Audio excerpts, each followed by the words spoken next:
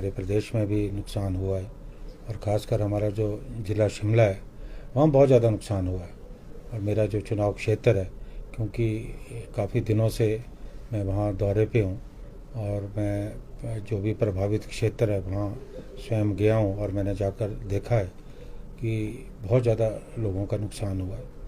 हमारे कई जगह पे जो मकान है वो ढह गए हैं। लोगों को रहने की हमने अस्थायी व्यवस्था की है।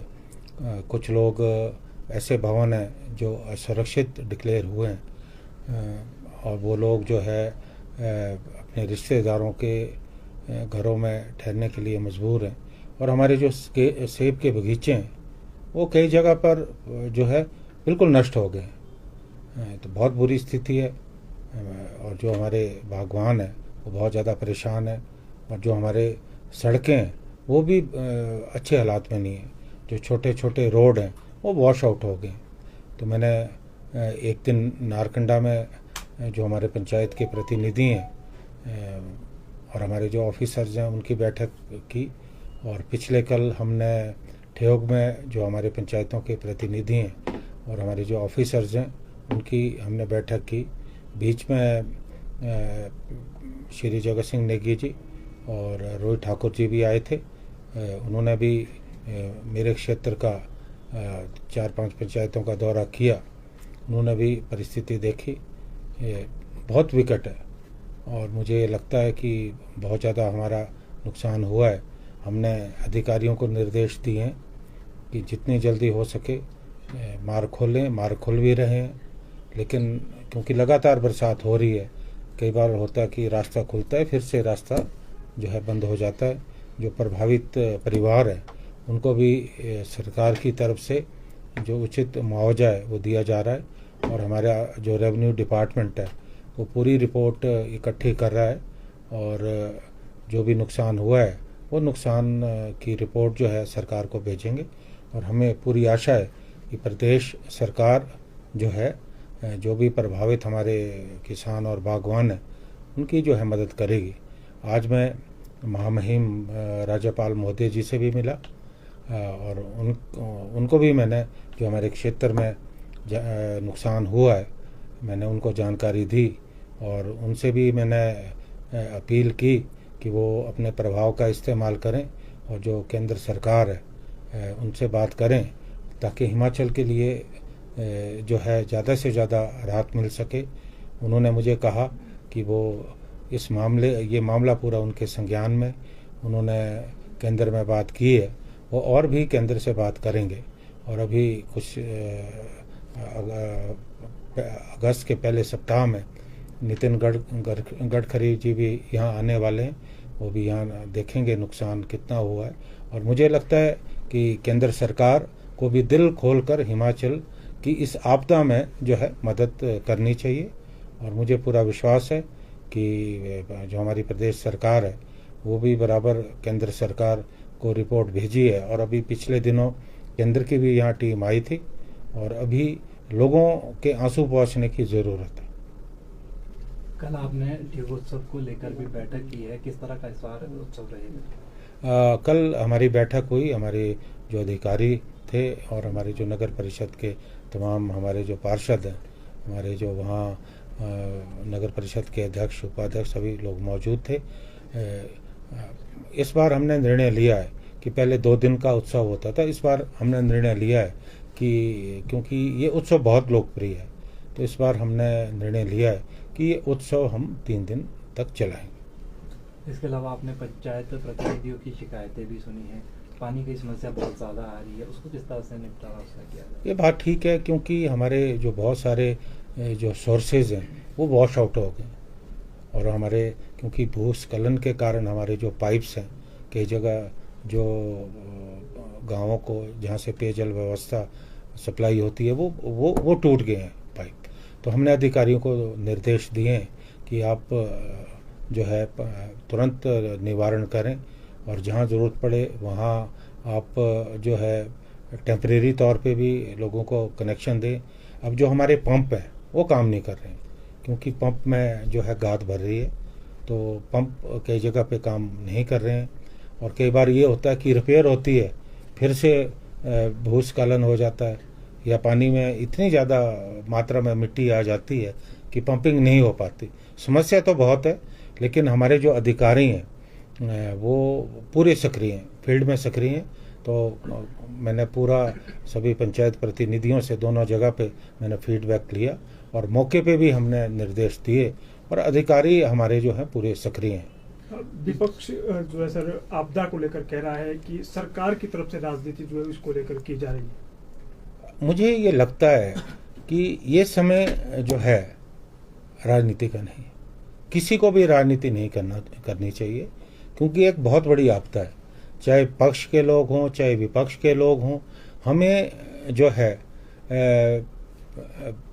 राजनीतिक मुद्दों से ऊपर उठकर, दलगत राजनीति से ऊपर उठकर अभी लोगों का जो नुकसान हुआ है, और बागवानों का जो नुकसान हुआ है, किसानों का जो नुकसान हुआ है, हमें मिलकर जो है कोशिश करनी चाहिए कि हम लोगों की जो है मदद कर सकें। सर, केंद्र सरकार की अगर बात करें तो केंद्र से आपको लगता है कि मदद उतनी मिल पाई है, और आपदा राज्य घोषित किया जाना चाहिए, क्योंकि नुकसान काफी ज्यादा हुआ है। चाहे कुल्लू की बात करें, मंडी की बात करें, शिमला में आपके क्षेत्र में काफी ज्यादा घरों को नुकसान हुआ है। तो ऐसे में आपको नहीं लगता कि जो केंद्र सरकार है वो आपदा राज्य घोषित किया जाना चाहिए हिमाचल? देखिए, ये हमने बात पहले भी उठाई है कि इसको जो है आपदा राज्य घोषित किया जाए।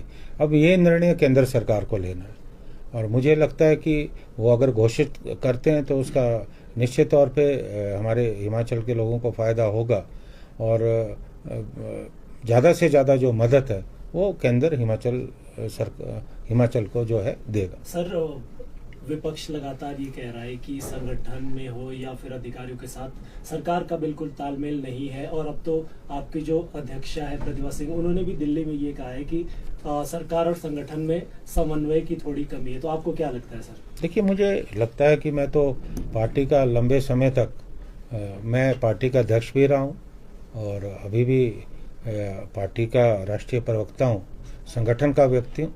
मुझे ये लगता है कि जो संगठन के लोग हैं, और खासकर वो लोग जिन्होंने पिछले 5 वर्ष में जब पार्टी विपक्ष में थी काम किया, और हिमाचल में अगर कांग्रेस पार्टी सत्ता में आई है तो निश्चित तौर पे ये उन सैकड़ों हज़ारों कार्यकर्ताओं का योगदान है जो बुरे समय में भी निकले। मैं जब अध्यक्ष था मैंने देखा कि पार्टी के कार्यकर्ताओं ने कितनी मेहनत की है। जब कोविड का समय था उस वक्त भी सक्रिय रहे, और अभी भी मैं ये कह सकता हूँ कि सैकड़ों हमारे पार्टी के कार्यकर्ता हैं जिन पे दर्जनों केस है। मुझ पे भी लगभग 2 दर्जन केस है, और हमने तो ये बात कही है कि अभी तक तो केसेस भी विड्रॉ नहीं हुए, तो केसेस भी विड्रॉ होने चाहिए। और जिन कार्यकर्ताओं ने संघर्ष किया है, जिनकी वजह से आज हम सत्ता में आए हैं, तो निश्चित तौर पे ऐसे कार्यकर्ताओं की अनदेखी नहीं होनी चाहिए। क्या लगता है आपको, अभी अनदेखी हो रही है? अभी देखिए, कार्यकर्ताओं में रोष तो है, कहीं ना कहीं कार्यकर्ताओं को लगता है कि सत्ता में आने के बाद जो रिकॉग्निशन या मान्यता पार्टी के कार्यकर्ताओं को मिलनी चाहिए थी, लगता है कहीं ना कहीं कमी है। और मुझे लगता है कि जो सरकार में बैठे लोग हैं, प्रदेश के मुख्यमंत्री हैं, वो इस विषय में जो है गंभीरता से विचार करेंगे। जिस तरह से देश में जो है सभी विपक्षी दलों ने गठबंधन किया और उसका नाम जो है इंडिया रखा गया है, तो इसको लेकर विपक्ष जो भाजपा है लगातार इसको लेकर निशाना साध रही है। पीएम ने तो इसका इंडियन मुजाहिदीन और ईस्ट इंडिया कंपनी जैसे शब्द भी इसको लेकर यूज किए हैं, तो क्या कहना?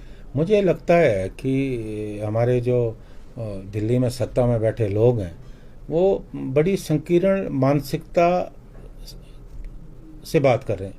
अगर इंडिया रखा है उसमें क्या गलत बात है? और मुझे लगता है कि कहीं ना कहीं जो विपक्ष की एकता बनी है, और इतने जो हमारे राजनीतिक दल हैं जो विपक्षी हैं वो इकट्ठे हुए हैं, अगर आप वोट परसेंटेज देखें तो लगभग 60% से ज़्यादा वोट जो है वो सरकार के खिलाफ पड़ा है। और अगर आज सारा विपक्ष इकट्ठा होता है और सारा जो वोट विभाजित हुआ है वो इकट्ठा होता है, तो निश्चित तौर पे भारतीय जनता पार्टी की जो केंद्र में सरकार है उनके लिए खतरा है, खतरे की घंटी है। और मुझे लगता है कि इसलिए विचलित होकर जो है हमारे प्रधानमंत्री हों या भारतीय जनता पार्टी के या दिल्ली में सरकार में बैठे जो नेता हैं वो इस तरह के बयान दे रहे हैं। क्या लगता है कि जो इंडिया नाम रखा है उससे कहीं ना कहीं दिक्कतें हो रही है? देखिए, इंडिया नाम से क्या दिक्कत होनी चाहिए?